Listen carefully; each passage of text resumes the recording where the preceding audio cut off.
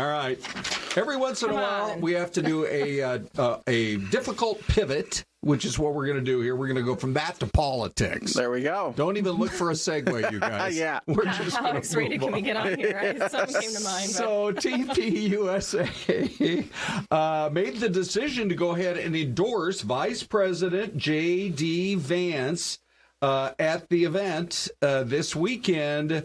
And so we know that the Vances have been very close to the Kirks, and especially now that Charlie was assassinated, to Erica. But yeah, the decision was made. Now that is a big-time organization with, from my understanding, thousands of chapters and smaller but larger chapters. I mean, it has a real potential to kind of move things around. So let's go to the poll question. And coming up after the break, you're going to have a chance to actually log in with your opinions. But even now, I mean, Dave is looking right now for the best feedback. Right now, Turning Point USA endorses JD Vance. What's your take? 65% say good. He's the best to carry on Trump's legacy. 6% say it's just too soon. I mean, we're still in 2025. There might be some other good Republicans that come down the pike. And 30% say AOC, Newsom, or Buttigieg will beat any Republican. Des, let me call up YouTube right now, because look at this, would you? Already over 1,000 votes, and how's it looking over there? Yeah, that's pretty impressive. Just 11 minutes into the show here. So 33% are saying good. He's best to carry on Trump's legacy. 19% saying it's a little too soon for them. And then 48% here saying AOC, Newsom, or Buttigieg will beat any Republican. Okay. Hey, one other quick story, you guys, and it has to do with Greenland. Mike, have you been kind of watching this? So President Trump appointed a new, ambassador to Greenland over the weekend. And when he accepted, let me see, I think this is really interesting. So let me see if I can find it specifically. He said, by the way, the prime ministers of Denmark and Greenland have said, I think we have some video of beautiful Greenland. I want to go there someday. Oh, that's JD Vance. Stand by, everybody. Let's see. JD Vance also went to Greenland as well. Okay, when, this weekend too? No. Hold on here. I'm going to go to throughout this process. Yes. Yeah. I think this is from Europe. I want to get both your guys' take on this, because after being appointed, here's what Governor Landry out of Louisiana had to say. He thanked the president, saying, quote, "It was an honor to serve you in this volunteer position to make Greenland a part of the U.S." I mean, it's just out there in the open. Yeah. And so I want to get your take on this, Mike, and Des as well. Look at Greenland. You know, if you want someplace for a guaranteed white Christmas, right there. Yeah. Late to get there? Yeah, really. But first, we do have a mystery cam. It's not in Greenland, but the lake's frozen over. Where do you think this is? A lot more talk coming up after the break.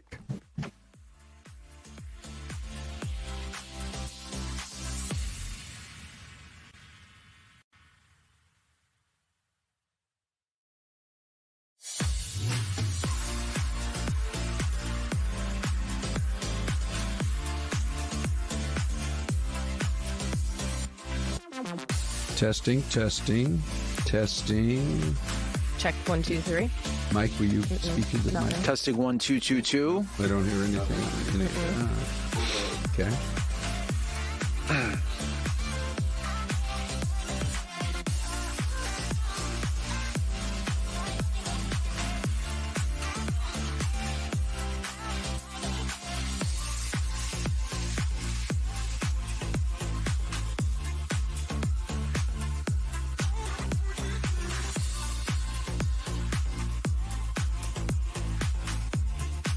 Testing 1, 2, 3. No, I don't hear you. Testing 1, 2, 2, 2, 2. No. Nothing. Okay.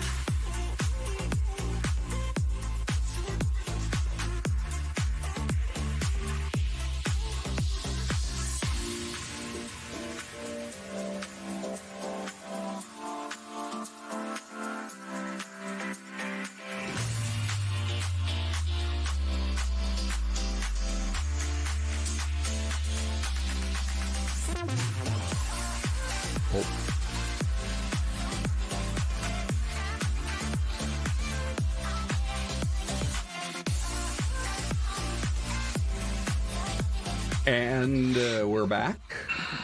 Look at this icy cold. You guys are both so qualified to guess on this. I mean, it could be Buffalo. It could be somewhere along the shores of Lake Michigan. Mike Pache joining in today with the convo. But it could be somewhere else entirely different. What do you think? Ooh. You know, I'm going to go Holland, Michigan. Wow, very specific. I'll try that. I'll give it a shot of that. Dang, I was going to say Michigan, too. Can I do that? Or does it look... Sure. Okay. I'll be the I was thinking Michigan. I'll be the outlier and say, where else would it be that cold besides Michigan? I guess I'll go for Wisconsin. Ooh, yeah. Somewhere out there in the far north part of Wisconsin. All right, let's look, Des, and see if we're getting some guesses. We are getting just a few. Louis Gonzalez putting in a guess of Wisconsin. Nice. Okay. Thank you, Louis. Good to be on Team Louis today. Yeah. Thomas Brown. He's with me and Mike. Michigan. By the way, Skywatch Signal is one of our newer commentators. Hello, Skywatch Signal. Thanks for saying hey. Let us know where you're watching from. Welcome to the friendliest chat online. And how about a shout out here to Ron, Des, and Mike from Buddha Sheep. Yes. Good Hey, morning, Buddha. guys. Who says that, Dave? Fortnite Family, another new that's chatter. awesome. This is so great.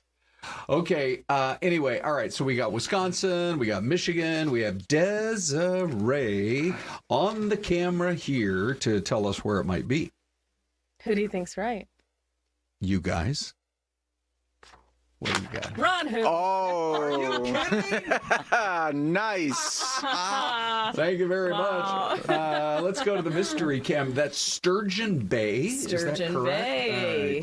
All right. Wow. I hate to hijack the show for 15 seconds, but I got to go find it. Yeah, Look at that iced over frozen lake. That brings back so many memories for this Buffalo girl. Yeah. Woo. When would the lake freeze over? And would it freeze over like every winter? Lake Erie's Des? frozen 12 months out of the year. You know that? Right. Here, I thought that was just a rumor. No. Oh, wow. Okay, so if you were in Green Bay, you'd actually have to head out to that little thumb of the mitten that Wisconsin is.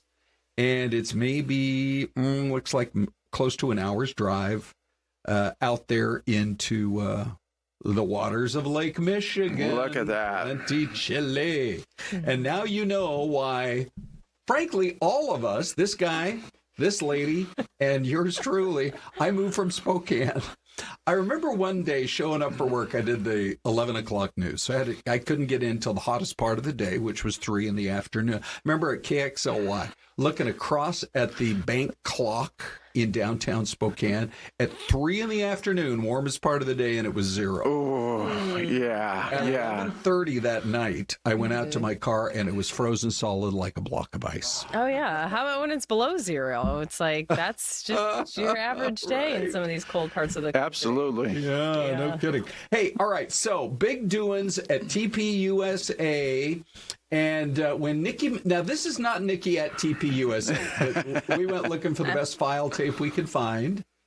She's amazing. I did not have this on my bingo card, guys, that she would be at the Turning Point event this year. So what'd you think then? I thought it was really interesting. And I mean, like, it was a big surprise that not only was she there, but, to really show her satisfaction with President Trump and JD Vance and others. I thought it was interesting. They were chatting about it because Erica brought her out on stage and said, Charlie likes to have a surprise guest.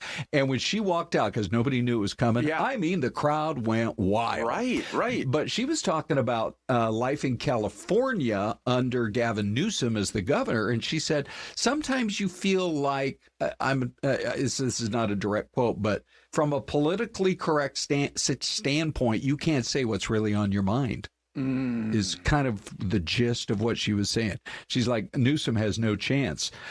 Although it's interesting because in our poll question, Newsom maybe does have a chance. Let me just real quick look one more time. Yeah, I mean, close to 50% of folks on YouTube, now up to 1.4 thousand votes. Almost 50% are saying it's going to be an AOC or a Gavin Newsom or a Pete Buttigieg. Of those three, who do you think? Of those three, I would who say would win it? Oh, I would have say the best chance? Newsom has the best chances at Yeah. that. What do Don't you you? think, Des? Yeah, I would think so. I mean, he's just. I mean, I don't know. AOC catches a lot of headlines, but let's be honest, we're not ready for a woman. So I'm going Newsom here. All right. Okay, so let's go to the man himself. Everybody, it's Dave on the Dave Cam. Look at that. You know what that smile says? Oh, I've got some good comments to share today. Oh, boy. Let me tell you. All right, Big D, you take better that sift microphone, through 'em. push it back about. No, push it back. There you go. Hello. Couple of popping Yeah, that's peas good. there. All right. Go ahead, friend. Big Papa Plump says it does not matter who Republicans run. The country has gotten a good look at what a government ran by them looks like. David in Lake Havasu City disagrees, says who better to take over the Trump legacy than his VP, JD? It's a no-brainer. Dan Miller 6462 says the Democrats need to choose someone other than Newsom or AOC if they want to win. I say Mark Kelly. And finally, Eric Fisher 4221 says there's not one Democrat mentioned that could beat JD Vance in any debate. He's a Yale lawyer and would tear them to shreds. Really interesting comments. Keep them up, everybody. I'll do more comments later in the hour. I actually think a debate between JD Vance and AOC would be amazing to watch. It Oh, would. yeah. It would. And Yeah. I mean, we saw just how. I mean, JD Vance was really solid at the debate level there with Tim Walz. So I would love to see it. Yeah, yeah, he's a good debater, but boy, she can fire up a crowd. Yeah, So- yeah, she can. And I mean, whatever you have to say about her, but she's intelligent. I mean, you don't get to the level that she's at without, Yeah. being well educated. And she is a spitfire for sure. There you go. Yeah. Spitfire's a good Yeah. word, I think, Des. Hey, this other story, you guys, I don't know. I'm fascinated by it. About it, you can give me your take. So the report this morning is that the United States Coast Guard is in, quote, active pursuit as we speak out there on the Caribbean waters of another oil tanker linked to Venezuela. The reason they're going after this is that the argument coming out of the administration is this is oil money that is being used to further Maduro's goal of continuing to ship drugs into the U.S., narco-terrorism. Pete Hegseth is saying the blockade's going to remain in force until Maduro returns stolen American assets. The president said over the weekend, there's some oil that belongs to us, not to the Venezuelans. Maduro says it's an act of terrorism. I don't know if you saw the story over the weekend, you guys, but I think it was the Wall Street Journal. Might have been the New York Times. I read them both all the time. One of them had a story talking about the fact that a lot of this oil also goes to Cuba to prop up the communist regime there. And that since the oil can't get through, the economy there is collapsing. They're dealing with 12 to 18-hour days with no electricity on the entire island. So they're having like rolling Wow. blackouts. Yes. Oh my gosh. Yeah.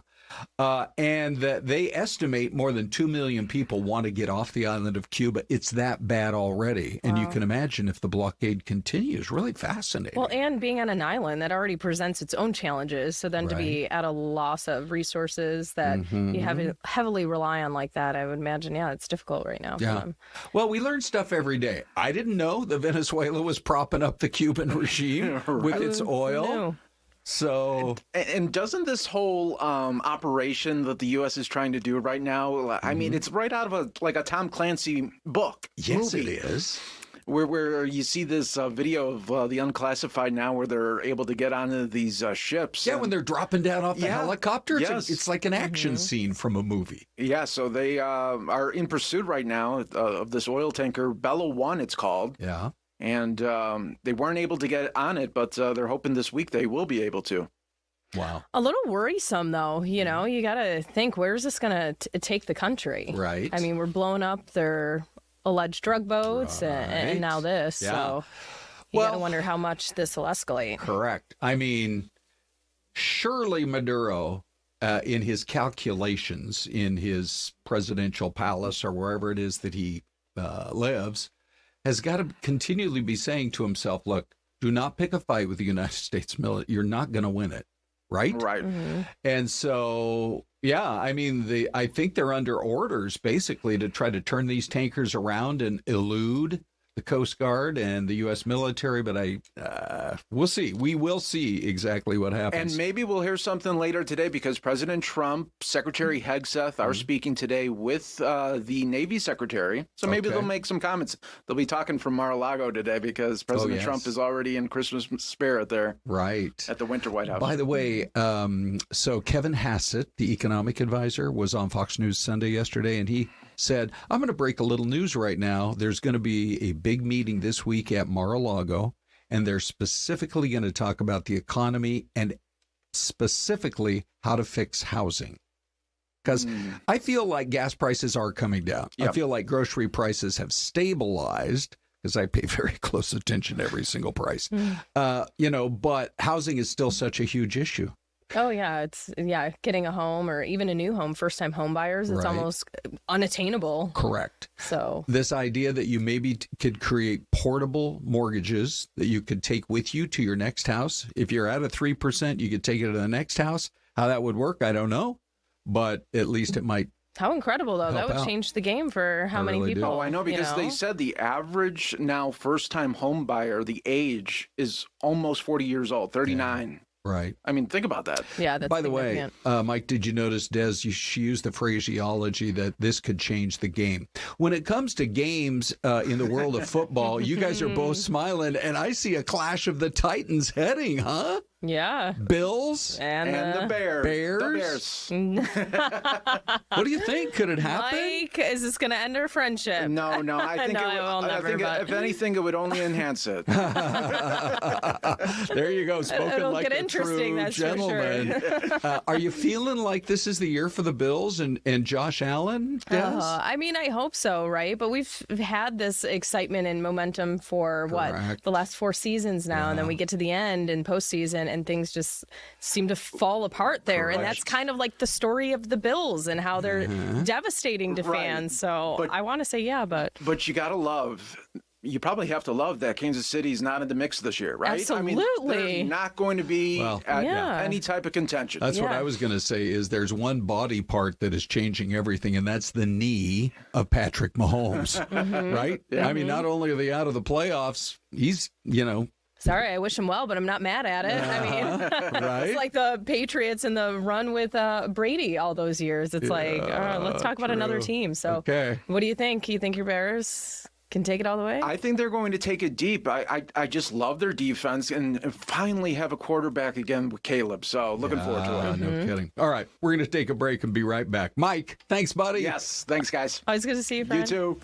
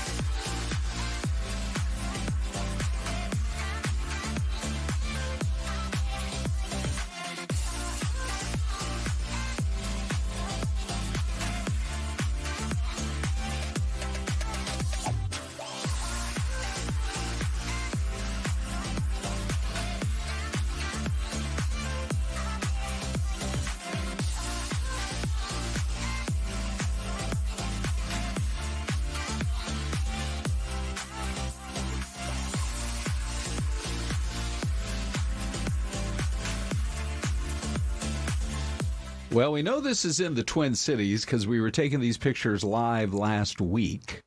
And there was a guy out there skating, but he was holding on to the edge. And it kind of looked like he was trying to coax his girlfriend to come out and skate with him out there on the ice. Remember that whole drama? Yeah, I remember. We were trying to figure out what was going on. Oh, and now it looks like maybe this group of friends, the three of them here, it looks like the one is maybe trying to teach the other two how to do a spin. Yeah, I like or something. I like that little 3-year-old holding on to mom's hand over there and just scooting right. He's doing pretty good. Yeah. I can't even tell you the last time I put on a pair of ice skates. Yeah. Well, I was just thinking about it. I can't quite tell you when's the last time I went to the movies. Run. I know. Get you out. I have to do better. Do you and Renee not like going to the movies? What do you guys do? So I feel like on the weekends, there's always a bunch of football to watch. Oh, so during football season, I just don't do it. And then the grandkids have games. Yeah, to go it's watch. Busy. You have to carve out some time. But there's a new report out this morning from Cinema United that says Gen Z is bringing back the love to the actual movie theater. Hey, look at that. Yeah. Right? Now, what I think, Des, might be going on here is you look at, say, Harkins or Cinemark or the AMC theaters. They've all totally upgraded. Mm-hmm. You know, you get the recliner seats, or you get the comfy seats. In some theaters, you're going to have the food brought sometimes right to too you. Comfy. I've been known to fall asleep in one of those bad boys. Really? Do you have a story to tell? Well, you just go. Okay, so I had to put my foot down. David and I cannot do a date night at the movies. No. Because we just get up too early for work. I tend to fall asleep, so it has to be like a during the day movie day in order for me to stay awake. But yeah, the concessions are good, and that's apparently what's drawing Gen Z into the theaters. They want the whole experience. I have to say, I like Orville Redenbacher's movie theater popcorn. There's like six different flavors. One is, but it still doesn't compare to Harkins. It just doesn't. No. I particularly like the Harkins popcorn, but AMC, they're good. Oh, right? I don't know. There's nothing quite like movie theater popcorn. And then Harkins, the fact that you can take that bag home and it tastes just like what you'd get if it was popped there. I'm like, how do they do that? This is sorcery. I don't understand it. For sure. Okay, so well, I was going to ask you what would be on your list to go see, but all right. Well, here we go. Maybe movie tickets for Christmas. Okay, sure.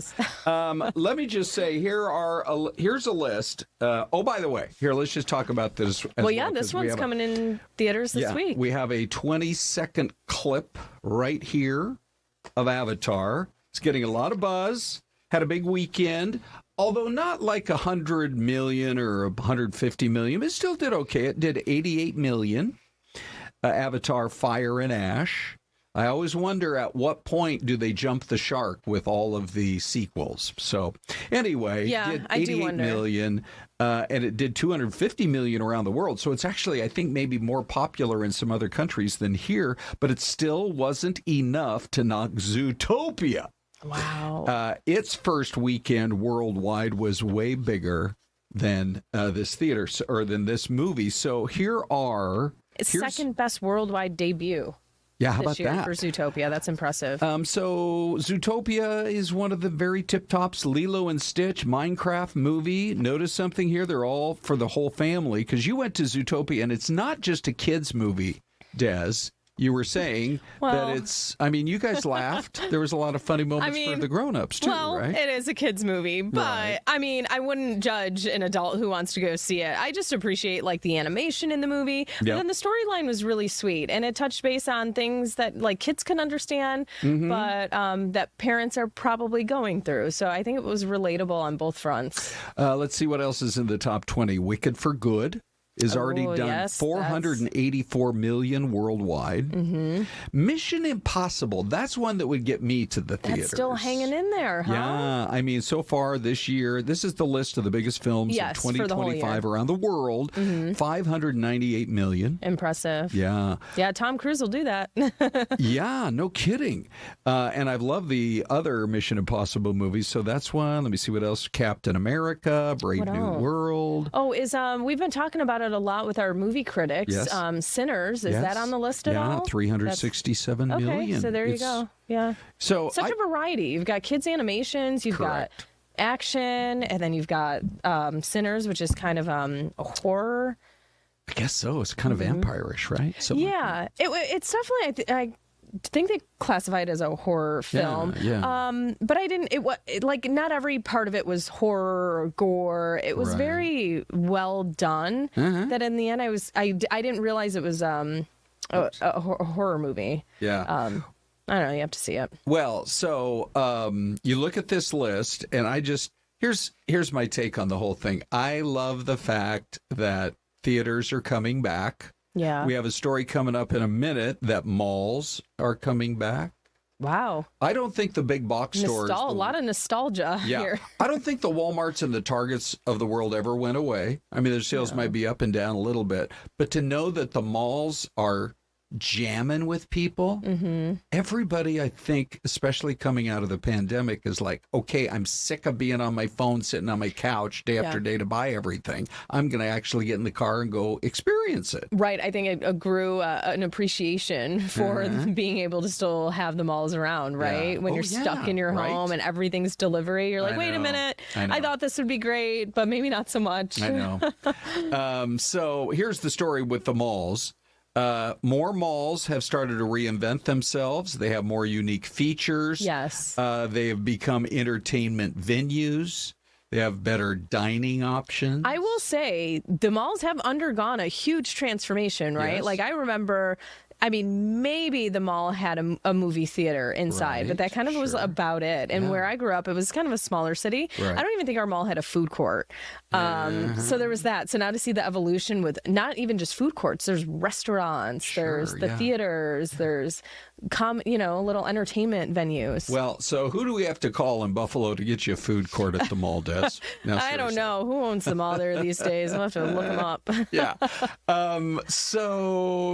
Anyway, they say that 3/4 of Gen Z shoppers, almost 80%, said they're going to be doing at least some of their Christmas shopping at the mall, partly because they want to just experience, and they also feel like it's a little bit of a hangout and, maybe kind of some nostalgia. Yeah, I think so. And we also found out from Gen Z they like the mall because it's a place of also for them to hang out as well, to meet up with friends. Yeah. And hey, so right? I'm all for it. I like the mall. Yeah. And the mall might be where you're at today. Tomorrow, because it's almost too late to ship a Christmas gift at this point. Right. Go ahead and give us a report if you're at the mall. You're going to need to go get it. Otherwise, it's not going to get here on time. Yeah, if you're at the mall, give us your report on what's going on. Now, back when Amazon didn't exist, in fact, buying stuff on your phone didn't exist in the 1980s. This is one of my favorite video vaults that we've had, Des, in a long time. I love going back in time with these. And this guy, boy, I was working here in the 1980s. His name is Marcus Wright. He was one of our great reporters. So he went out and hung out with shoppers. This is what Christmas shopping was all about, what it was looking like in the year 1984, 41 years ago.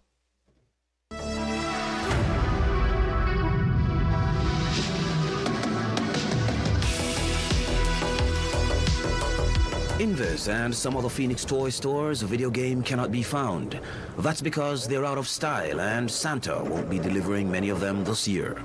As people start shopping for Christmas, retailers say traditional toys like G.I. Joe, dolls, and trucks will be selling better than they did last year.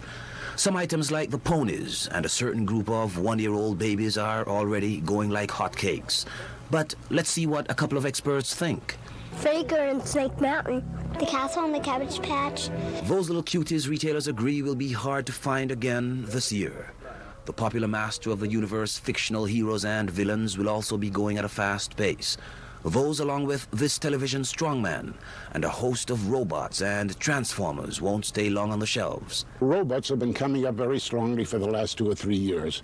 We were selling a lot of battery-operated mechanical robots. This year they took a lot of other things that eventually turned into robots. See, you can drive around with it and then you pick it up and then turn it into a little guy and then you can play around with him.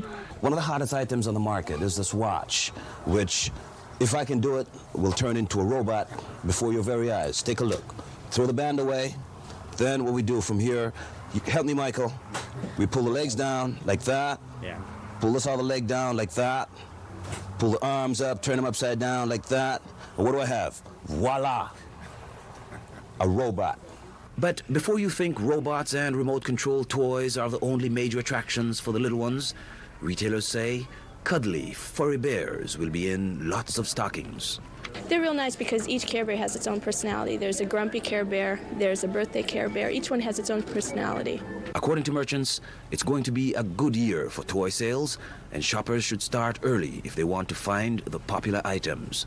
Marcus Wright, News Center 10. Yeah, back when we were News Center yeah, 10. that's so cool. And she mentioned there was a birthday Care Bear, and it looks like we got a birthday in the chat. Brandy the Bookworm, 47 today. Oh, Brandy. Happy birthday, Brandy. We know you are one of our most loyal viewers. Talk about loyal. She's getting ready for a date with her boyfriend, and she jumped on the chat. Oh, that's so great. Thanks for spending a little bit of your day with us. We love that. Yeah, Brandy, it's a good reminder. Fox 10 Talkers Arizona is a newer Instagram page that if you're part of this regular group, you can go over and follow. Yeah, and Brandy is behind that. So Yeah. Awesome. Thank you. Happy birthday. And remind everybody how to find you on the gram. It's just at Desiree Fluellen. Okay. Yep, you get a lot of kid content. And what do you suppose my name is on the gram? The Hooner? Yeah, that's right. Hooner Fox 10. There's only one Hooner in this whole market, that's for sure. All right. So anyway, these video vaults. I love them. Let me How see. Cool. There is. Here's what you need to know. Yes, and we're airing more of them. Yeah. So today on Fox Local and at fox10phoenix.com, we have a Christmas toy video vault at 12:30. At 12:45, there is a holiday shopping in the 70s special. That sounds fun. And at 1 o'clock, there's a holiday shopping in the 80s special. And that's all coming up today on Fox Local and fox10phoenix.com. Perfect. Yeah. We got so much for you guys. Really fun, that's for sure. Des, our hour is almost up, if you can believe it. We have another cold weather location here. That actually looks like it's maybe not too far away from the mystery cam up there in Wisconsin. We'll be right back.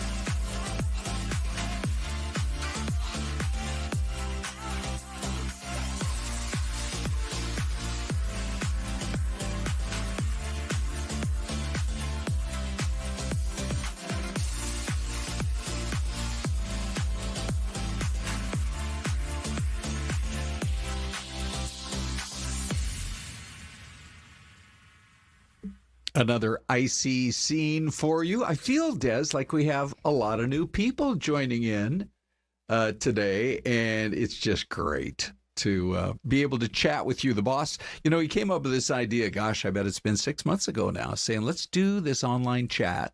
And so now you guys are every bit as much of the show as we are, and we love it.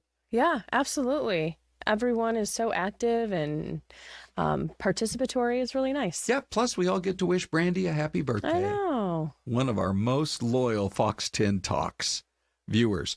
This story that's coming in now, Des, about this woman who cannot believe that somebody stole an urn with ashes in it from her car. She's heartbroken.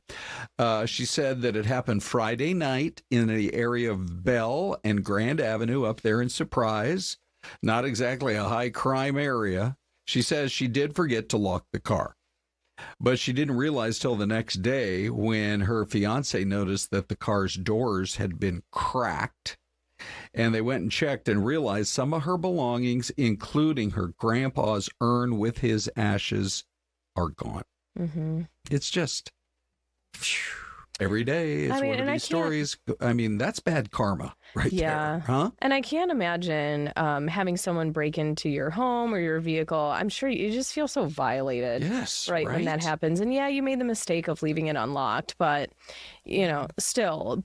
But the urn was in a small cinched bag. Yeah. So I'm sure if someone just kind of rummaged through and grabbed what they could, probably did not realize that it was an urn. Sure. And she, has made a really emotional plea to try to get it back. She's like, listen, I don't even want to know who you are. I don't want to know your name. If it magically appears, she'd be happy with that. Here's what she had to say. I don't even care who it is. I don't need to know any information. I don't need to know anybody's name. I mean, somebody anonymously can contact, in order for us to get together. I'm really hoping that after realizing that there was somebody's ashes in there, they would do the right thing and bring it back. Yeah, you can feel the emotion in every word she's speaking. She also did say there's a pretty good sized reward, $775. I'm not quite sure how she came up with that amount. But she says for anybody that just brings the urn back, for whoever the thief is. And I'm not sure how that would work, them getting the money too, because then it's kind of like, well, then I'd have to tell you who I am, right? Or sure. You feel for her though. She said it's like losing her grandfather all over again. Yeah, no kidding. It just, it's rough, that's for sure. Yeah, so the person, I don't know. How does the person turn it in without actually contacting her? Well, some public location somewhere? Well, I guess if I were the thief and I stole from her vehicle. This is the true crime annals, as Des speaks. Go for it. I mean, I guess if you're doing this like all the time, maybe you'd forget what her vehicle looks like. But if you knew where you stole it from and the vehicle, you could at least maybe go to that area and just drop it off somewhere, put it on the curb near the apartment or wherever she lives. Sure. If you see her car, maybe you just leave it right there on the windshield and walk away. Maybe walk it into the mall security, or was it an apartment building? I think it was in an apartment. Walk it over to the apartment manager's office and just drop it off. Oh, but then they're going to know it's you. Then they're still going to know it's you. Wear one of those. So maybe just leave it somewhere random. We got the Dave cam up. Maybe somewhere you leave it somewhere random in the city. By the way, with a note, leave a note and just write on the note, "I'm an urn. Please find my rightful owner." I am trying to punch any button possible. How about that, Tess? Yeah, no, the two shots perfect. Anyway, how about that? Yes, right? Don't go back to the scene of the crime. Right. I mean. Yes. I'm not condoning being a thief, by the way. We're problem solvers here. We're trying to solve some problems. So listen, if you stole this and you're sweating, just leave it wherever. Leave a note on it.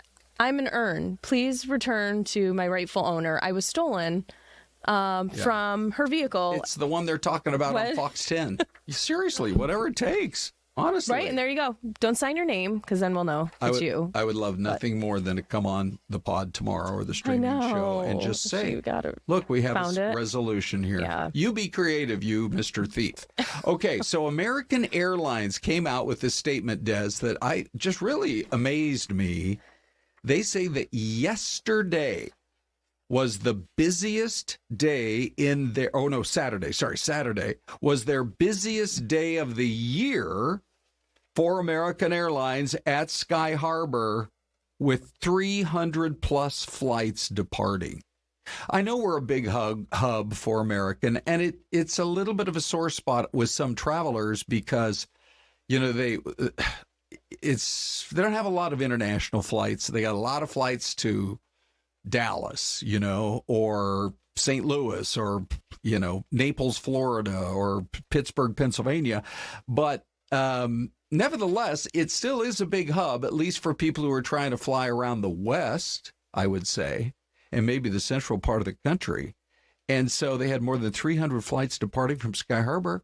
We didn't have any reports of any real problems. So way to go, American. Yeah, that's amazing. Really keeping everything running smoothly, especially this time of year when we know people are, you know, really, really passionate about where they're going and getting to for the holidays.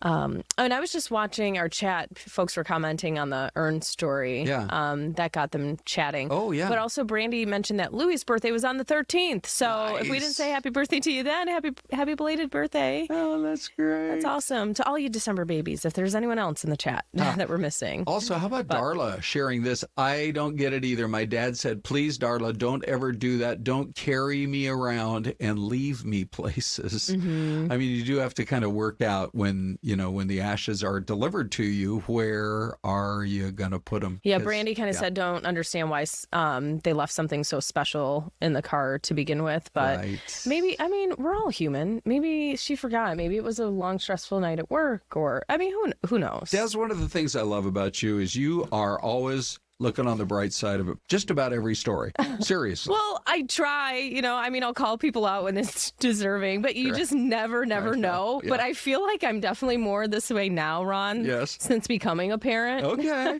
Yeah. Because it's just so hard, and you never know what someone is going through. Really, I don't know. Yeah, it's a really good point. I will say this. Here's what we're going through here in the Valley when it comes to driving our car over to the gas station. Yeah. The rest of the country is reporting gas prices are down. Let me see here. They've been $2.85. Yep, 19 cents, average. almost 20 cents a gallon lower today than they were 1 year ago today, which is such great news. What's the bad news? Well, the bad news is in Phoenix, we're actually up 6 cents from a year ago. That makes no sense. No, it doesn't. Right? No. And there's so many different prices all around different parts of the valley, too. Yes, right. I really would love, Dave, we need a gas expert or someone to explain that to us. I'll reach out to Gas Buddy. Yeah. I wonder if they know. I don't know. Yeah. Spike the price in the downtown area and cheaper in the suburbs. I don't know why. Well, I also think that my theory is that we are totally subject to what the oil companies want to charge here in Phoenix because we have no refineries. They refine it all over there in L.A. Yeah. And they're probably looking at it and saying, well, now, hold on. So we refine it in L.A. and we get to charge whatever crazy price it is over there, $4 a gallon, $4.50. A couple of months ago in Seattle, I paid $5.19. Oh, so Lord. They may look at it and say, why are we charging Phoenix less than we're charging L.A. when we have the extra expense of putting it in the pipeline and storing it over there? Yeah. So that's true. Yeah. Well, don't let them think twice about that then. We don't want it to be any higher than it already is. Right.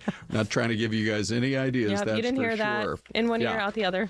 Okay, so there are just a couple more stories we wanted to get to this morning, and one of them has to do with Americans are now saying, this is a study from Fidelity, that they're not even waiting for January 1st. They're focusing on their financial situation. 65% of people said that especially this next year, but a lot of them are just doing it already.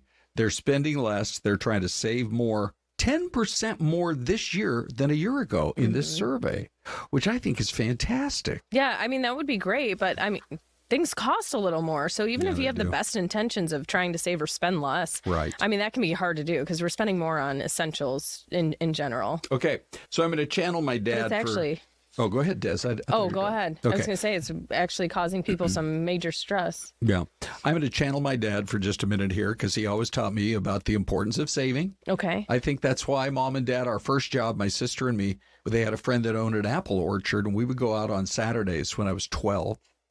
And my sister was 10, and we would go out and we would pick apples during the apple harvest time. Oh, look at that. So that work ethic began early. For sure. And so then Dad became a financial planner, primarily for teachers because he was a teacher. So I just did I just asked Chad here, if you put $50 a month aside, and you're going to assume about 8% growth in the stock market. Some years it's none. Some years it goes down. Other years it goes up 35%. So using 8%, what's the difference at $50 a month if you start at age 25 versus age 35? Oh. When you hit retirement at about 65, let's do this. You would have $68,000 if you started at 35 and you wanted to retire at 65. $68,000 bucks. Mm-hmm. What do you suppose the number is if you start 10 years earlier? Is it going to double? It's about right. Really? Yeah. In fact, it more than doubles because doubling would be about $130,000. If you start at age 25, $50 a month at 65, you wouldn't have 68,000. You'd have 155,000. Wow, big difference. Big difference. So now, if you're over the age of 35, you better double that monthly contribution. Right? Yeah, sure. Whenever you can, that's Wow. for sure. To just even put a few bucks a month away. Should we go to the polar plunge? Let's do it. Have you ever done one? Oh yeah. Oh yeah. Here we roll. Here. Oh wait, This is this morning. we need to get that from the vault. Here they go. Woo, look at them. But this was right here in Phoenix. Yeah. How cold are we thinking that water really is? Look at them go. This is at Parado Pool near 19th Avenue and Grand Street. Yeah. And it's part of a promotion that they're doing for lifeguard opportunities for the upcoming pool season. And they were also in that water doing some drills. Yeah, they were. So the whole idea, get the word out there, looking for lifeguards. You can barely hear us. All right, here comes Ty and Danielle next on Fox 10 Talks. Ooh, it looks cold.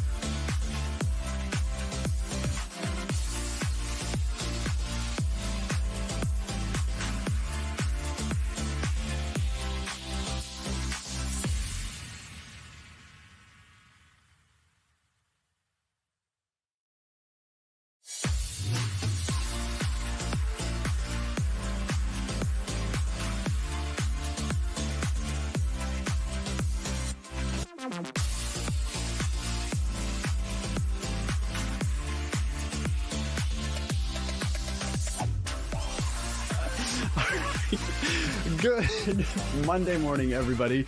Danielle, hanging Yes. out with us this morning. Thanks for hanging out with us. You know, no problem. You really didn't have a choice. It's a Christmas miracle. All right, we've got a full show. Do we? We do. You were talking about Christmas shopping earlier and Christmas gifts, and I thought it was hilarious. Your daughter, Millery, 5 years old.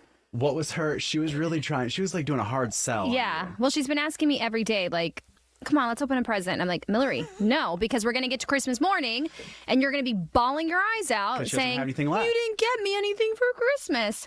But then she says, Mom. No, say what she really said. Well, she says, hey, girl, listen up, girl. She calls me girl. I'm like, okay, yes. She says, why don't we just open one present a day? That way we can save time. And on Christmas morning, we won't be opening presents all morning. Like, logical, duh. I think she's going to be a really good lawyer one day. That or a rocket science. Shoot her up to space. Yeah, and keep her. No, your daughter, you have the funniest stories when it comes to She's Miller. so She wild. cracks me up. But we're talking about holiday shopping. This is obviously kind of the crunch time for a lot of folks. And unfortunately, this is the time of the year when a lot of folks are trying to get your personal information, maybe steal from you. Those scammers are out and about. And I apologize right now because I have to plug my computer in. Oops. I think. And now you're breaking stuff. We'll just pretend that didn't We'll put that happen. on the Christmas list. We need new equipment because of Ty. So let's get right out to our first guest here this morning. This is Lynette Owens. She is the Vice President of Global Consumer Education and Marketing at Trend Micro. Lynette, good morning. Good morning. Great to be here. Well, thank you so much for taking the time to talk to us. Lynette, kind of give us a brief rundown of what you are and what your company does. Absolutely. So Trend Micro is one of the world's largest cybersecurity companies, and my team and I are responsible for making sure that consumers like you and I are safe online. And let's talk about it because we just kind of mentioned it, but this is kind of the time of the year where unfortunately these scammers are kind of really trying to pry on individuals. They absolutely are. And, you know, they're actually taking advantage of the fact that we might actually be holding off to the last minute to get a really good deal. That's where they shine. When you're feeling that time pressure or any kind of crunch, this is when they strike. And Lynette, is it bigger with, we've also talked about gift cards a lot, that there's been so many scams and even people buying a gift card in store, the cashier can even be scamming you and taking the gift card from you. Yes, it's unfortunate. I mean, scams are coming in all shapes and sizes. Gift card is just one of them. The biggest one that we're seeing is actually coming through text messages, and you think that you have a delivery coming, and it's telling you there's a problem with your package. This is one that we know is going to make all of us get anxious because we think we're not going to get the package on time. In fact, it's not real. It's fraudulent. And so we want to make sure that people are very aware of both being careful of the signs such as urgency or too good to be true kind of deals that you're seeing on social media. And even when you decide to buy something, if you can't find contact information or any kind of return policy, these are the signs that you need to be very, very wary of, especially this time of year.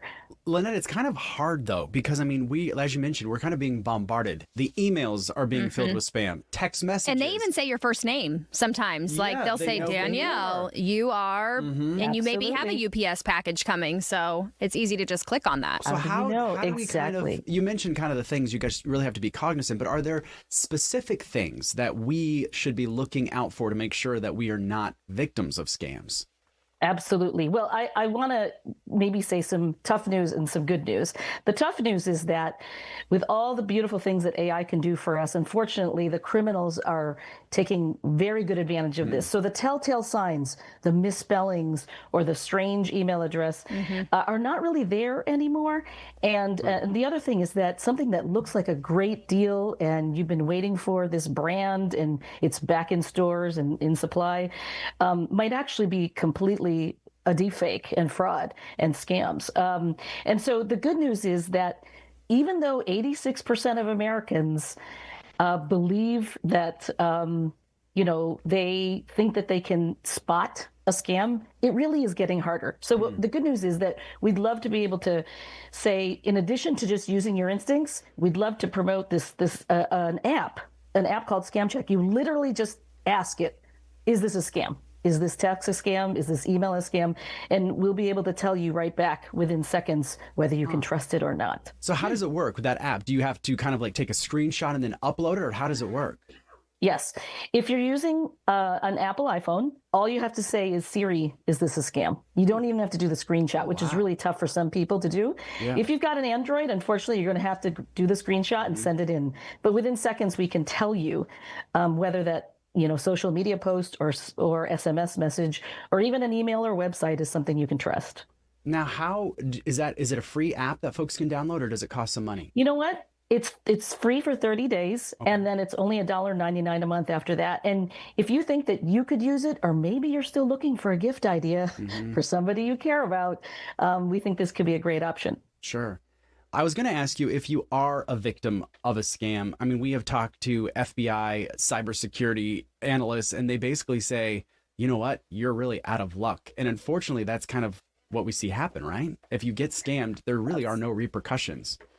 Absolutely. And this is why we try to use the 3 L's. We want everyone to remember the 3 L's. The first thing is lock it down, meaning if you're using really reputable security software, then there's many vendors out there, including Trend, use that, because in case you click on a website or something you really didn't mean to and it was malicious, you'll be blocked from going there in the first place.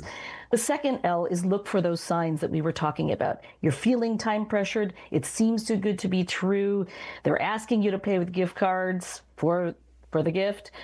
These are the kinds of signs to look for. And the last thing is to lift your defenses. So, stick to the places that you know. And if you believe that you've been a victim, there are things you can do. Make sure you're always paying with a credit card. Don't use other means if you can avoid it at all costs, because you will be able to recover some of that fraudulent charge.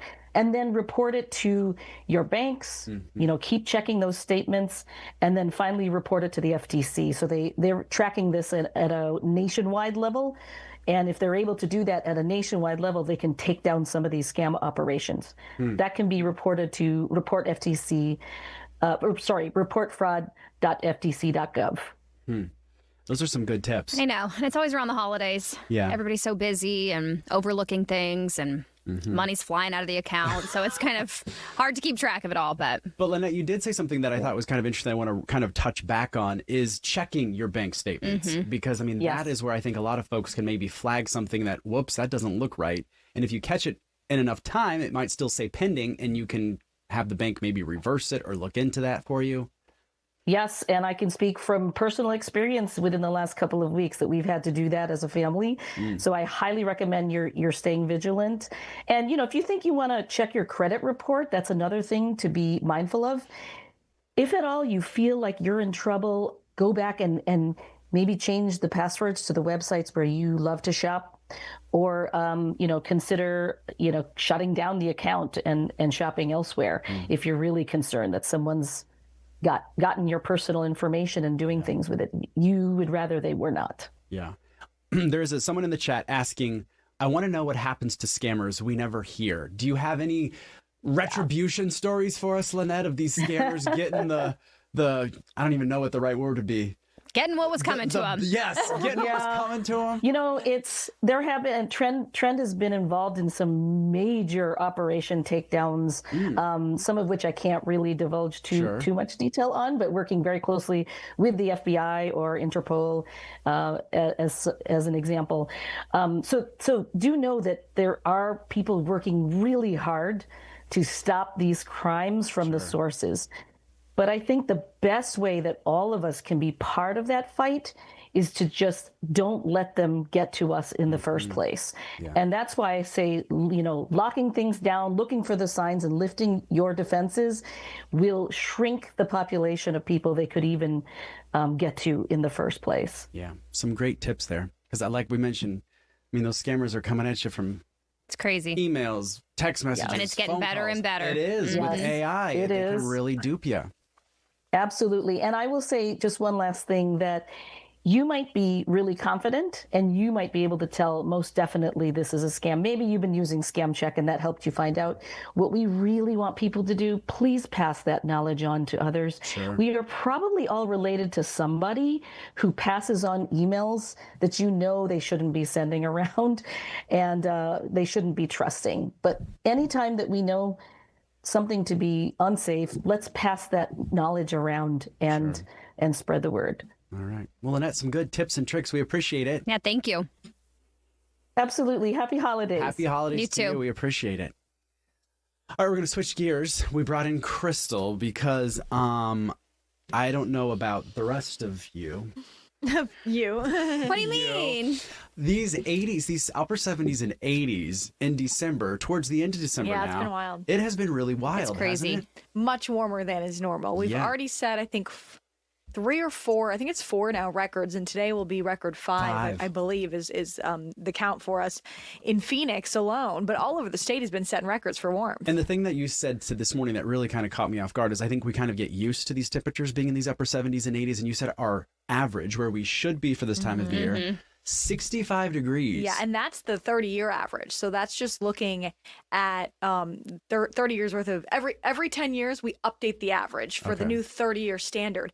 But if you looked even further back, of course, the average would be even lower because we've been warming. So it's kind of brutal when we are way hotter than the most recent average. Yeah. It's crazy. Yesterday we hit 81 degrees. That set a new record. The old record was 79. It was set back just last year. And then today the forecast is 82 degrees. The record again is 79. That was set back in 1917. Whoa. And isn't that wild to be crushing a very old record, it looks like today, with that high temperature of 82 degrees, which is almost 20 degrees above what is the average for this time of year. But like I said, it's not just here, it's all over the state that has record potential. Show Low may break the record by 4 degrees, Sedona by a couple of degrees, 3 degrees warmer in Payson, and then a close call in spots like Casa Grande as well as Flagstaff in like the low 60s with 64 being the record. And you showed the photo that you showed today on our, I think it was the San Francisco Peak. It's just crazy to see it. Where there's like no snow. Like barely, I mean. I know. And nothing. even a week ago, last Monday, there was still a fair amount of snow you could see atop the San Francisco peaks. But all last week, I kept saying that snow's got to be fighting for its life because even overnight, temperatures were above freezing. So there was really no time for it to kind of recoup. Really cold ground can kind of maintain its own little bubble for so long. But it's been weeks at this point. So the snow's given in, unfortunately. But we might add to it here by later this week and into this weekend. So we'll switch from our heat talk to our rain chances. This is in the valley, and you can see tomorrow night we see an uptick chance about 60%. Now it looks like there's going to be 2 rounds of moisture. The first coming Tuesday night, it's a bit spottier, it's a bit lighter, but it Can still you brings hold on us a real chance. quick? We're going to take a quick 2-minute break. Sure. Much more with Krystal talking about our forecast as we move into the holiday. We'll be back in 2 minutes. Stay with us.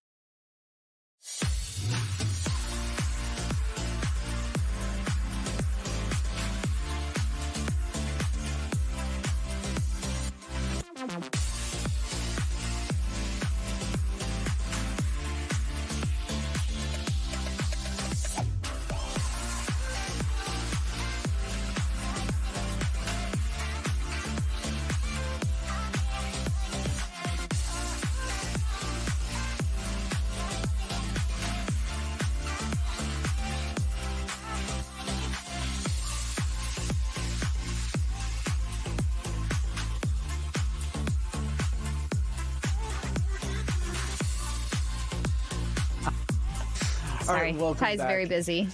We were talking about the rain chances as we get a little bit closer to Christmas. I'm going to pull up your weather graphics one more time. Yeah, so I was just mentioning there's going to be 2 rounds, it looks like. The first one's a bit spottier. It's lighter, but it will move in. It looks like Tuesday night into the early morning hours of Wednesday. Wednesday, of course, is Christmas Eve. Then during the day, Christmas Eve, although there is a chance for some spot showers, it's not going to be super organized, widespread, anything like that. 30% chance. But then Wednesday night, so as Santa's flying on in, that chance increases. And this could be some steady to heavier rain at times that lasts into Thursday morning, Christmas Day morning. The rest of the day, Christmas, there will be some on and off scattered chances into Christmas night, and then some lingering moisture leaves for chances even over the weekend and next week to round out 2025. So totally flip-flop from what December has been thus far, which has been warm and dry. All of a sudden, we're talking more mild temps and on and off chances very consistently. This is the future cast for us just going through today into tomorrow. And you can see the rest of today and tomorrow morning, totally dry, trying to get outdoors and like do any last minute errands. Better to do it in this time slot, because as we go into tomorrow night, this is 8 o'clock. The model shows that rain starting to kind of like knock on our door, and then it rolls through overnight. This is midnight heading into Wednesday. It's not super organized. It's not super heavy, but there will be some showery conditions. It looks like passing on through. Now, Wednesday itself, rather, this is around early afternoon, and it looks fairly quiet on the board, but you can see off to the west that next round, which will be heavier, it looks like, as it passes by. Let me ask you this real quick, because I was looking at that. It doesn't look like we're going to see even maybe snow up in the high country. Yeah. This is going to be kind of still too warm, right? So there are some chances. A, yes, the ground is warm because we've been warm the last couple of weeks. B, the whole system itself is fairly warm. It's kind of pulling moisture from the southwest, not from the north, which would be colder. But there is a chance of some snow. Actually, I'll jump to my final graphic here because I kind of walk through that in this. The snow level through Thursday, so through Christmas Day, is around 10, maybe down to 9,000 feet, which means only our highest mountaintops. Like we're talking even Flagstaff would struggle to see flakes. But if we do get additional showers into the weekend or early next week, then there would be a little better chance that the elevation for the snow would be lower and we could see a little accumulation. So like Snowball should be excited about this, but Flagstaff, like not super. I know somebody who's going to Flag for Christmas and they were like, is it going to be a white Christmas? And I was like, ooh, maybe a rainy Christmas. And then the temperatures will drop as well as we go through not just the next couple of days, but this weekend in the valley, we could see highs dropping into like the upper 60s, which will be beautiful. Yeah. Kind of a little bit closer to where we should be for this time of the year. Yes, exactly. It's funny because that'll probably feel cooler than normal, but that'll actually just get us close to normal. It is what it is. It is what it is. Well, Krystal, we appreciate you tracking this this for us. We might have you come on tomorrow. Yeah. And then are you around Wednesday? I am here Wednesday. Perfect. What about Thursday and Friday? I'm gone Thursday, Friday. You're on your own, Ty. I'm on my own. All right, Krystal, thank you. Thanks, we appreciate guys. it. Thank you. All right, you guys, we love the Phoenix Zoo around here. And we've been talking about this, their baby giraffe. Oh, my goodness. Look at that face. I love watching them eat. That is literally my favorite thing. Have you ever just sat there and watched a giraffe eat? With they kind of have that weird little tongue. Yeah. Well, their jaw. It's so cute. Whoa. So we have Joaquin here. And a giraffe in studio. And a very special guest with us this morning. How do I take that cool shot that you have, Glenn? Oh, Glenn's going to find us. Oh, look at this. There's our cool giraffe. Staying still? Joaquin, what's this giraffe's name? You know what? We haven't named this one either. Really bad at naming giraffe, apparently. You know, we always need the public's help. Yeah. So that's why we have you on here, because you guys have this baby giraffe, and we showed the cute photos of it. Now, when was this giraffe born? So she was born in middle of November. I actually have my notes on her right here. 1 second, because she's got a lot of cool things. November 16th. There she is. She was born right after my mother's birthday. That's right. That's there you go. Don't forget. And that's her right there in the video that we're seeing? Yeah, that's a little baby. I can't quite give her a name just yet, although I do have a preferred choice myself. We can talk about that in a bit. But look at that little face and that permanent triple chin. Like, it is amazing. She's the cutest. She is cute. Like, the cutest. Now, do they come out walking, like, right away? Within, like, the first hour they start walking. What's funny is that when they're born, giraffe are pretty tall, right? They don't lay down to have their babies, so little baby just free falls 6 feet down. Really? Yeah, she just hits the floor, and then they stay there for a while, and then everyone's like, ugh! And then you wait a few minutes, and then you hear some twitching and some moving, and then they get up and they start running around. Oh, my goodness. Yeah, within the hour, they got to run, because you got to imagine in the wild, there's animals that are looking to snack on a nice little baby giraffe out there, so she's got to get up. Really? Wow.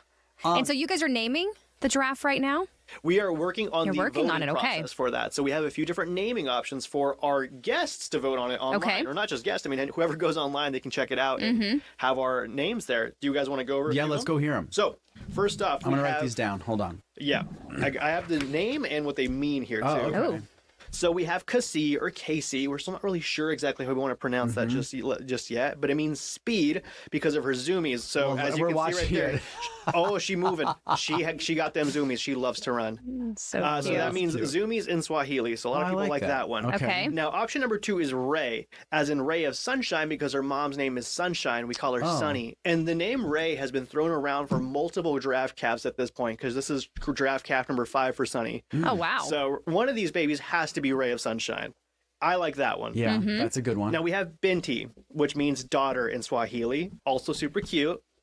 Sira, which means sun in Persian or Greek.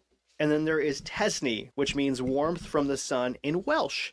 Now, that's another favorite one. People like that one for a lot of different reasons. But personally, online, we've been seeing a lot of love for Ray, a lot of love for Casey or Casey. Again, I personally love Ray because Sunny needs her ray of sunshine at this point. Yep. But oh my gosh, look at that baby. She's so cute. So cute. I'm going to go with Ray, too. And probably because it's the easiest to pronounce. I like that because it goes with and it is cute. Sunshine. I like that. How do folks vote? Because it's coming down to the wire, right? Yeah, I mean, I think the last time to vote is like end of the night by tonight. You're done. Really? We're going to announce it tomorrow, unless of course we change the end date till early in the morning tomorrow. Gotcha. However, go online to the Phoenix Zoo. It is on our blog under our little blog tab. You'll see giraffe naming contest, or if you just go on our social media, you're going to see a lot of giraffe video that's going to send you to a link to our voting page. That is cool. And is she out right now for people going to the zoo? Can people see her, or is she still kind of with her mom? They can't see her yet. She's actually behind the scenes in her barn with her mom. So all of that you're seeing right there is her in her barn. When giraffe are born, they are still pretty vulnerable. They don't really have full control of their bodies just yet. So having her running around in the open savanna, we want to make sure she's fully safe before she goes out there and starts running around laps around the other animals and obstacles. Now, how do you do that? I think that's kind of fascinating because do you kind of have to maybe do it when the zoo's closed so she kind of has like a peace and quiet and she can kind of explore? How do you guys integrate a new animal into an enclosure? So, a lot of folks assume we do it when it's like, empty. But since the animals are going to be exposed to the general public, we just kind of do our early hours. So there will be people there. That doesn't necessarily mean that, like, we're going to close down the road for her. But we're also not going to be like, hey, everyone, this is her first day. Because that can be pretty intimidating for the baby giraffe. Yeah. But early in the morning, typically, like during our member hour, where there's a few less people there, is when she'll come out. We don't know exactly when. We're estimating maybe early next year. Okay. But we're pretty excited. I mean, like, she's clearly got pretty good control of her legs, as you've seen there. So, yeah. Super cute. And you said this is mom's Sunshine. How many babies has she? This is her 5th calf. Wow. Yeah. How many do they typically That's have? What I was gonna say. I mean, they have one at a time. But in the wild, I mean, well, they can live up to 18 years old, 20 years old, and I mean they become already mature by year 4. Wow. Yeah. And they would have children or calves up until when? I'm guessing up until they can keep on going, until they can get to an older age. They do gestate for about 15 months, though. So those babies cook for a while. Yeah. Yep. And they only have about a 50% survival rate in the wild, too. I mean, like, that first year is really, really critical for them because, again, you have an animal that is normally almost 20 feet tall, right? Yeah. And for a good chunk of time, they're 6 feet tall. So animals are out here rubbing their hands together trying to eat a giraffe because that is a good source of protein right there. Sure. I was watching something earlier, and I don't know if this is true. They were saying that, like, baby giraffes, like, they're still trying to figure out how to control their giant neck. Is that true? Where they kind of are, like, a little floppy at first? They're kind of trying to figure out their entire body. I've seen that more with elephant, actually. They can't control their trunk. Baby elephant, when they're born, they have no idea what their trunk is, so it's just flailing everywhere. It's the cutest thing ever. With giraffe, I think they lock in pretty fast. Okay. They're like, I got to figure this out or I'm going to become lion chow. Yeah. And I guess that's kind of ingrained in them. They don't know that they're safe in a zoo, right? I mean, like right away they get really nervous. I mean, the first time I saw the little lady, she was about a month old, and like you think she's used to zookeepers and everything moving in and out. Like, I don't work with her personally, my friends do. So when I was able to see her for the first time, she was like, what's going on? Yeah. You're different. Is this one going to eat me? Aww. Mom, what's going on? So yeah, she would just go under her mother and kind of just stay there like that. So in a lot of the videos you see actually that we have, I was recording that, you'll just kind of see her under her mom there, just staring at me. Yeah. We have a lot of votes for Ray. Yeah, I think a couple for Siri. Careful when you say it. You're going to wake up our phones. I know. I was like, Sira. Got it. Okay. So cute. And then now when will the baby typically kind of branch away from mom? How long does that take? It depends. With boys, I think we'll start to leave by, 5 years old. Okay. No, a little bit younger, actually, younger than that. I'm missing Okay. days. But boys will leave earlier. The girls will stick around with their herd for a while. Okay. Again, the boys will end up going to groups with other young little bachelors and stuff. Mhm. Now, the giraffe gals will hang out in groups of girls, and then the boys are kind of standoffish. Okay. Once they reach that age, and they try to find their groups of girlfriends out there. Huh. That's when you end up finding those really intense videos of giraffes smacking each other with their necks. Yeah. That's called necking. That's what they use these cute little things up here for. These little tufts called ossicones. They're kind of like quasi horns. They'll swing their necks around. They'll hit each other really hard. Oh. And that is how they kind of determine which guy gets to hang out with the girls. And they kind of only use that for each other because their other mechanism of defense is their big kicks. Those legs that's going to be what keeps the lions away, keeps hyenas away. Because one good kick from a giraffe can actually take out a fully grown lion, which is why you don't see us as staff just going out there giving them belly rubs because they may not exactly be like bloodthirsty, but they can spook easily. So we don't want to be anywhere near One that. kick. That is unbelievable to take down a lion. That is wild. How much fun is it for you when you get a baby animal at the zoo? I mean, I know you were very attached to the lions. The lions. I mean, it must be so much fun when you have a new baby at the zoo. Yeah, it's always a blast because at the end of the day, these animals, the grand majority of them are endangered animals. So every baby we get there is a big win. Giraffe, a lot of people don't know this, they're endangered. Like people think panda, polar bear, but the giraffe is going through a lot, especially the Maasai giraffe, the species that we have represented at the zoo. So having a new giraffe born isn't just a big win for us here at the zoo, but for conservation as a whole. Yeah. Are people poaching them or what's... So like most animals, they suffer from habitat loss, and poaching is a big one. A lot of folks do actually hunt giraffe for bush meat and of course the patterns of their pelt and everything like that. But habitat fragmentation and habitat loss is big for these guys. I love it. All right, let's go over the names one more time because we've got a minute left before we go to break. Okay. We got Casey. So, yeah, Casey, Speed. Okay. Zoomies. Ray. Okay. I'm going to keep saying that like Ray. Binti, which means daughter in Swahili. Sira means sun in Persian or Greek. Or Tesni means warmth from the sun. Now remember, Ray, as in ray of sunshine. I'm not trying to say anything, guys. Okay. I think I know what your vote pushing is. the fingers on the scale there, but again, can you come back tomorrow? Maybe we'll do an unveiling. You know what we're doing tomorrow? Oh, Zoom.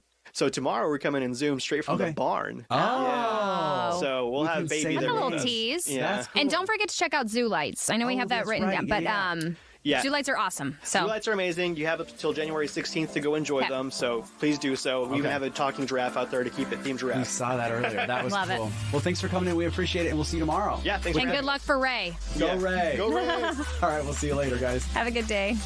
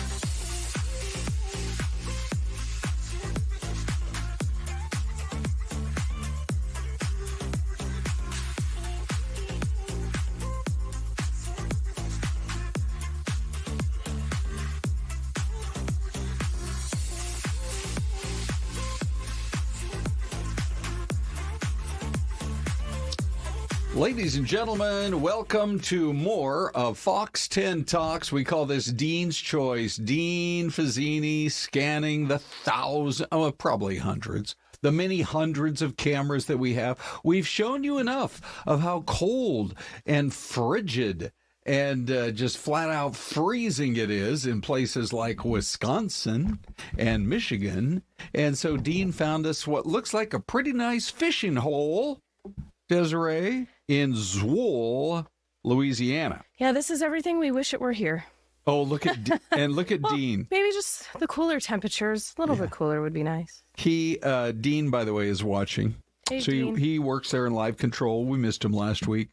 He says to me, hey, by the way, we have 2,178 cameras. Wow. Is that incredible? Yeah, that's a lot.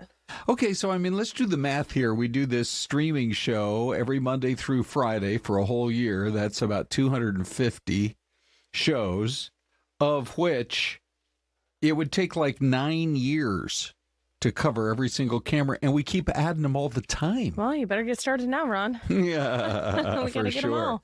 Okay, so it's Ron and Des, and we're so glad you guys are still hanging out with us. It's Brandy the Bookworm's birthday, which in this particular group chat and group of friends on Fox 10 Talks is a big deal. Mm-hmm. Right? Yeah, and she was going to brunch with her boyfriend. I wonder where they're going. Yeah, I wonder what kidding. she's getting for brunch.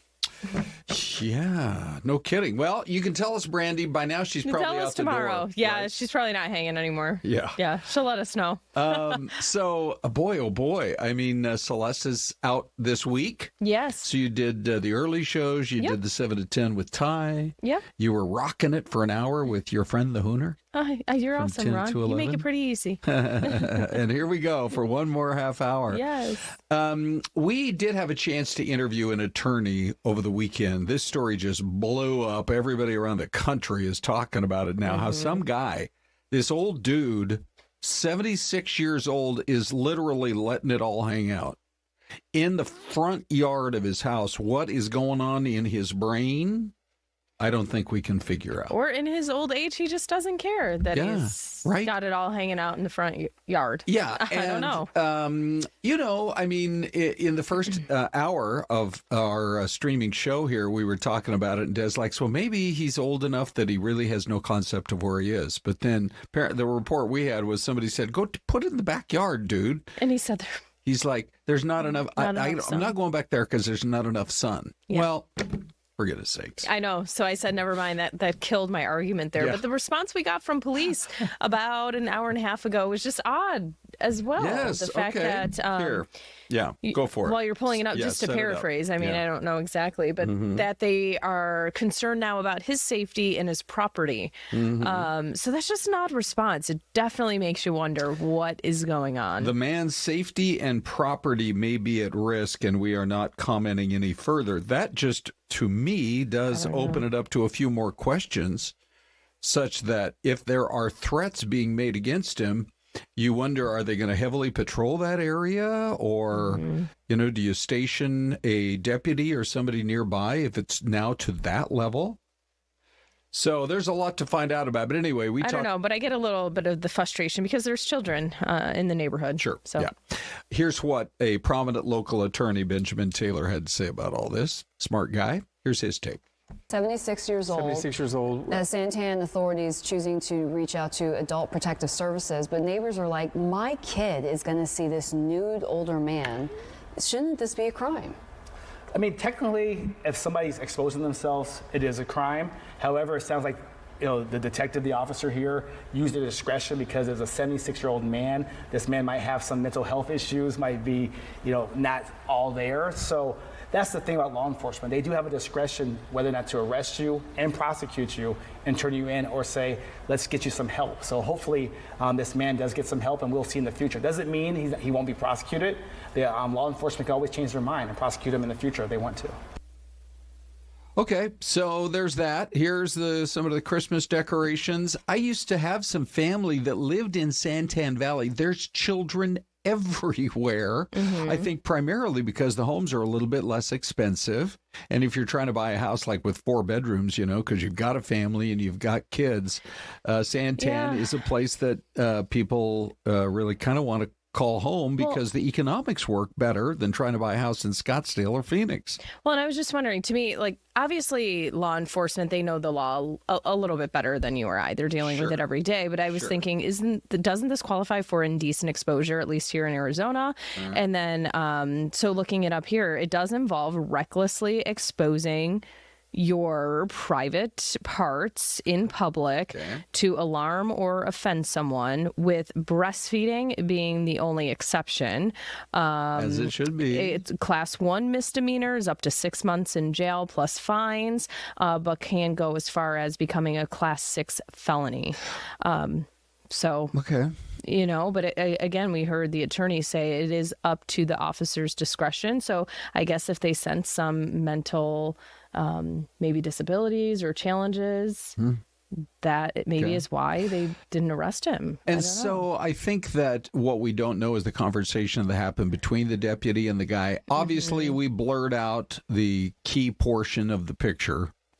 Yeah, please. And I mean, it's possible. nobody wants to see that. It's possible the deputy said, don't ever do this again. If you come back here again, you're going to get yourself, or not come back here. If you do this again, you're going to get yourself arrested. Yeah, maybe if I'll that give you a warning this time. You're right. If that was the officer's first visit to the home, that they actually got law enforcement involved, maybe they're saying, hey, you got one more shot, and then you're in cuffs. Now, I don't know if this is TMZ worthy or not, but it's time to chat with Eric. Eric's been listening in thinking, what kind of a weird situation What's going on in Arizona? Guy with no pants on just sitting out there. Glad you got a shirt on, Eric, I suppose. Yeah, and pants. I know you can't see, but I have pants on for sure, too. Oh, okay, good. Just to confirm. Yeah, we were just wondering. So. Hey, so we have our weekly visit with our buddy from TMZ. We really look forward to it every week. Eric's always fun to talk to. Erica Kirk said at the TPUSA, Charlie used to love to bring on one surprise guest. I just happened to be watching Fox's coverage. When Nikki Minaj came out on the stage, it was like rock star status. Even though she's not a rock star, she's a music, legend, really. Yeah, pop superstar. What are you hearing about it all? So, yeah, I mean, it might have surprised some people. I think it might have not surprised other people that she showed up to this event. And maybe she's potentially going to be that Super Bowl halftime show they were looking for in February for TPUSA. But, yeah, she showed up to this event. She did an interview with Erica Kirk. She had a bit of a blunder in what she was saying to Erica. At one point, she called JD Vance an assassin. She was trying to compliment JD and Trump and saying more men should be like these guys. These are great role models for them. And then she slipped up, and obviously, assassins, I'm sure, a sensitive word around the Kirk family right now. But Erica jumped right in. She's like, it's fine. Nikki, obviously, in the moment, you can see her realizing the blunder that she made. Yeah, what was the crowd's reaction to that? Yeah, and it was awkward for sure. But they kind of just brushed past it and moved on. Well, so, I mean, have you heard any feedback from Hollywood? It seems like a little unusual to have such a prominent name coming out of Hollywood that is embracing the conservative movement and really kind of endorsing President Trump. Well, I don't think it's shocking for people with this individual. I think Nikki's been on a rant lately, supporting Trump, supporting his decision. She spoke at the UN a few months back. So yeah, she's full MAGA, it seems. And I think people are just, it's finally settling in that, yeah, she's actually committing to this movement. Well, she's been very active on social, getting into it with a lot of people. I've been following the beef she had with Cardi B, but obviously she's now into politics too. But JD Vance even taking to social to kind of respond to all of that. And we have a little bit of what he said here. He said that Nicki Minaj said something at AmFest that was really profound. He said, I'm paraphrasing, but she basically said, just because I want little black girls to think they're beautiful doesn't mean I need to put down little girls with blonde hair and blue eyes. And then he ended by saying that Nicki rejects the pitting of different political parties against each other. So seems like he's all good with her. Yeah, I mean, it's just, as of now, it's just kind of figure out, is she doing this because she truly believes in what the Conservative Party is putting out there, or is she just working to potentially get a pardon for her husband? Oh, wow. There's that as a possibility. Yeah, who in fact, what's his background? There's a few charges on his case, but she's always defending him, and people are thinking that maybe this is a ploy to eventually get him a pardon from some of the things he's been charged for. Hey, let's talk about this showdown that Jake Paul had with Anthony Joshua, because the headline says Jake Paul, quote, had some teeth removed. I guess Anthony Joshua just laid it on him. He sure did. I mean, Anthony Joshua's a beast. The match was kind of sad, if you ask me. Jake did not stand a chance, but you got to give him credit for stepping into the ring, and I think that's. He knew what the commentary would be after this. He knew it would be. You got to give Jake Paul credit for stepping into the ring, regardless of the fact that he was knocked out by Anthony Joshua, and that last hit is really what did it to him. There's a great shot of him just getting nailed in the jaw. He broke his jaw. He had to get a titanium plate put in, and he said he also lost a few teeth in the process. I know, who would have thought, right? But Anthony Johnson, I mean, even in their the pre-fight stage kind of greeting, I mean, he's just even towered over Jake Paul. So not all that surprising that this is how it ended up. But the payout here, Eric, let's talk about that. Huge. I mean, and there's some rumors circulating right now about $92 million, but Jake is saying he made even more than that. But if you made $92 million, we're talking $93,000 per second. He posted a photo of him on his private jet with the money all spread out on the plane in front of him. He's definitely not hurting in the wallet department for sure. Must be nice. Okay, Eric, so I have to ask you, would you have gotten in the ring with Anthony Joshua for $92 million? Not $93 million. Come on, $93,000 per second. Rounds. I mean, if I just had to get in one round, I would do it. You would do it? I'm not going, what do you do, 8? I'm a woman, and I may have thought about it. Yeah, you're a woman who works out every day. $92,000 a second. That's a lot of money. All right, everyone's talking about that fight. All right, well, I mean, it looks like there's a new leader on top. That is for sure in that world. Jake Paul hurting for certain with the teeth being removed and. Well, it sounds like he's going to take some time off now. Yeah. So I don't think we'll be seeing him in a ring anytime soon. Mm-hmm. Yeah. Look a lot more for Anthony Joshua for sure. All right, Eric, thank you, buddy. My pleasure. Have a good week, guys. Merry Christmas. You too. Yep. Yes, Merry Christmas, with the buddy. Merry Christmas wish right at the end. Yeah, love that. Mystery camp time. Take a look, you guys.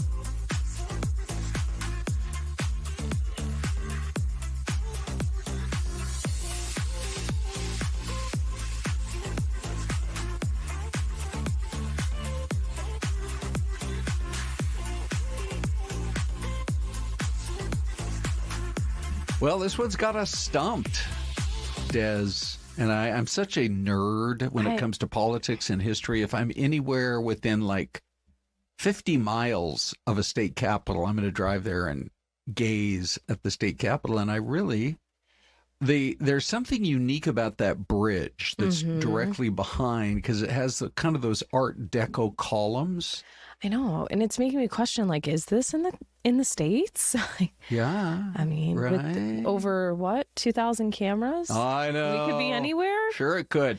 And then also looking at the hills in the background. So it has a little bit of a look of like a Minnesota, which I was just up there wandering around back this summer, but not with those kind of hills off on the horizon. This one, I think I want to go more... So, it's not all the way down in Georgia because the state capital, or Tennessee, because even though the hills, you'd have more of a city around, right? Yeah, Could and there's that some be guesses Tennessee? coming in from the chat. That's what I wondered, but at the bridge is throwing me off. Yeah, it doesn't look familiar. Little philosophy thinking it might be Kentucky. Okay. Oh, you know what? Charles David is saying Pennsylvania. I like that one because I've not been to Harrisburg yet. And I know there's the river flows right through Harrisburg, PA. And so the mighty Susquehanna. I think I'm going to go... Still seems like maybe a little bit of a wild guess, but I'm going to go Pennsylvania.